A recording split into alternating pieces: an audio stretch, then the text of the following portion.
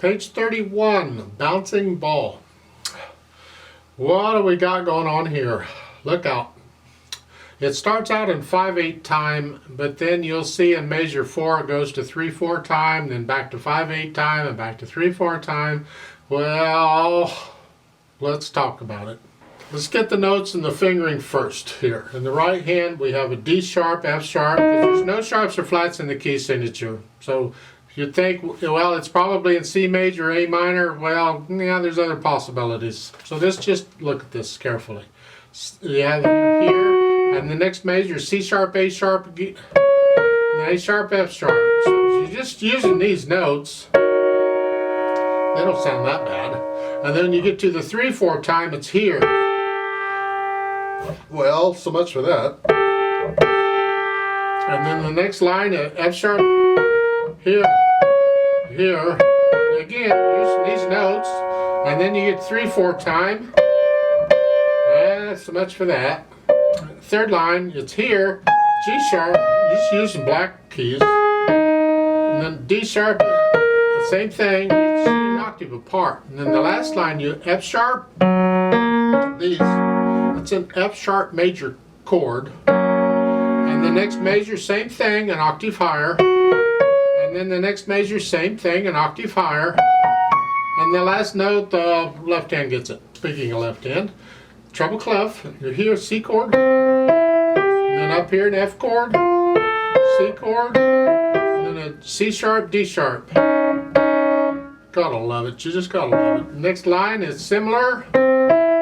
That's an A minor, then an F chord, then a G sharp, A sharp. Okay, third line here, we're coming down, then same thing an octave lower, then a B, same thing an octave lower. Last line is a C, they're showing 4, that's okay, if you want to use 4/2 or 5/3, I don't care, 4/2 is fine.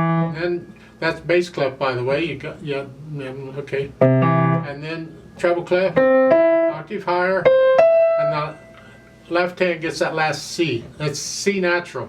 No, not C sharp, C natural. The sharp in front of that, C sharp in front of it, is only good for that measure. Once you cross that bar line, it's no good anymore. So that is a C natural. Now, when you're changing time signatures like this, there has to be something that's constant throughout all the time signatures.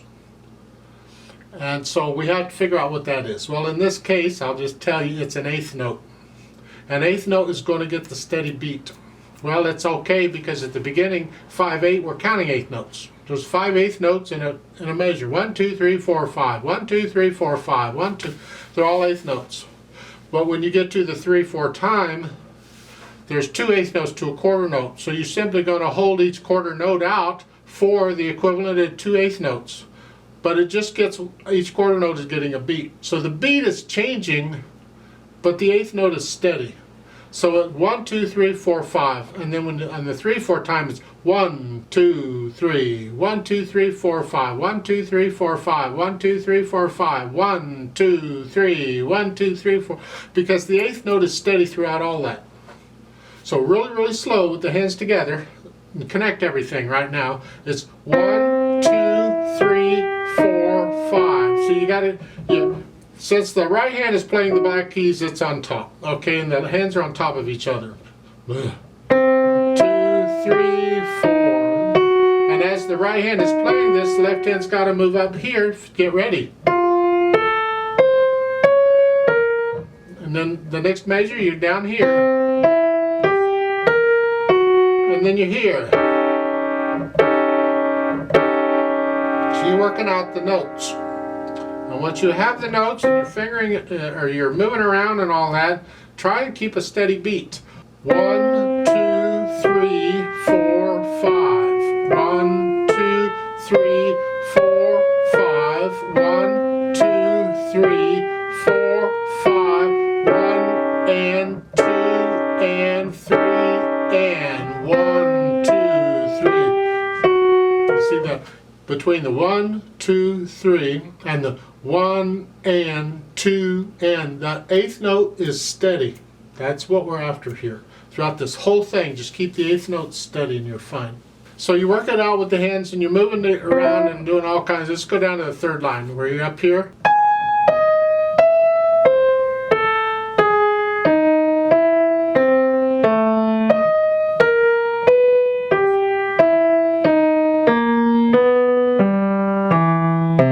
Now, at the end of the, measure 12, I don't recommend 1, 3, 5 because measure 13 you need here.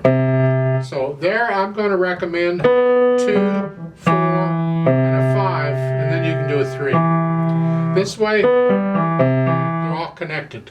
If you do this, you got to move that, and I don't like that. Now if you want to be consistent with the fingering, then you got to do 1, 3, 5 because that's what you've been doing. And then move down. But I play by a different set of rules. So I say I prepare for what's coming, and because I know that's coming, I change it. Here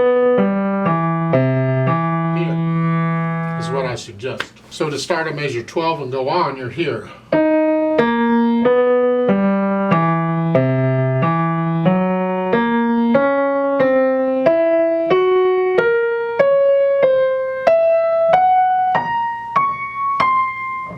Like so. Those are the notes. You have to work it out yourself. You take it whatever speed you ought to take, but I suggest you play it legato at first.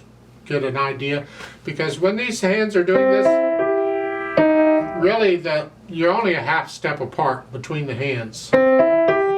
See here, and you'll notice that pattern. No matter where you are, you're like a half step apart. And the third line down, you're here. You're a half step apart, and they're all that way. So even here, it's a half step apart. So there is some sense to it once you get it learned. It just sounds a little weird at first. You got to get past the weirdness, because there's music in there someplace. We just have to find it. Then we can add the articulation. A nice light finger or wrist, I don't care. Probably wrist is fine. Short.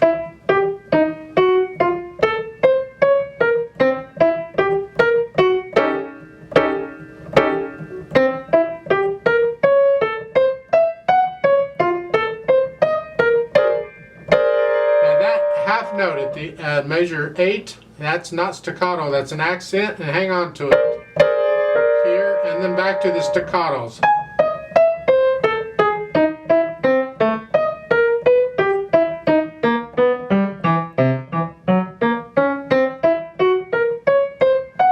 And so forth. Then we add the dynamics. It starts out moderately soft, and that's both hands. Both hands are sharing the melody here. They put in a little swell there in the second. But come back down to moderately soft there and go on. You're going to crescendo just a little bit here, because you're only going to go up to moderately loud for the next line, or for measure 5. So just then you're moderately loud here, and they put in another swell. Da da da da. You're loud, and with an accent makes it very loud. So for measure 9, now you're loud. Now come down to moderately loud. Now for measure 13, the last line, they want you very soft here. They didn't give you a decrescendo before, because you've been moderately loud at the end of the measures 11 and 12 here. Then all of a sudden you're soft. I suggest at the end of measure 12, decrescendo, come down. Come down on those notes. Here, so starting at measure, 11? The mezzo forte? Somewhere in there? Because this is very soft. And then you crescendo up to loud on the last note. Don't get loud to the last note. And I do it like a measure at a time. So I'm going to do the first measure, measure 13 at very soft. Then I come up just a little bit, maybe it's soft.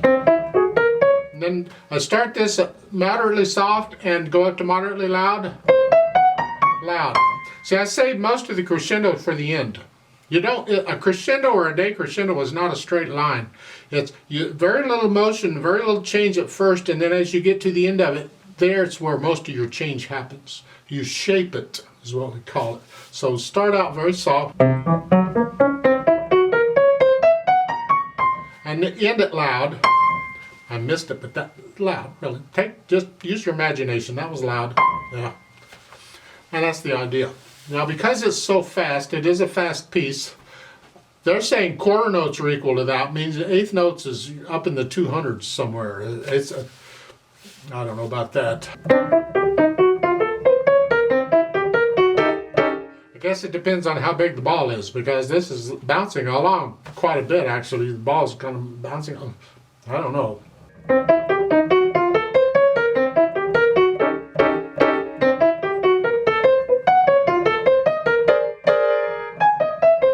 Hopefully you get the idea. I think this piece is a little bit advanced for this level of book. I would not have put it in here, but they felt it. Just keep in mind the metronome markings are suggestions. You have to bounce your ball along at your speed. It has to be accurate, it has to be even. So if that's your speed, that's fine. Just make sure those eighth note are even, the eighth note equivalent. I like to play this with you very, very slowly to double check the notes and the rhythms. Not going to do the dynamics. I'll give us 5 counts, and we're beating eighth notes here. So 5 eighth note counts to come in. 1, 2, 3, ready, go.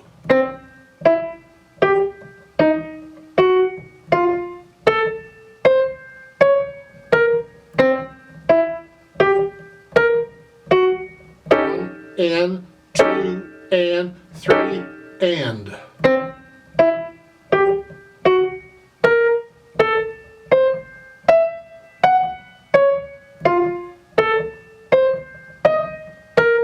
One and 2 and 3 and.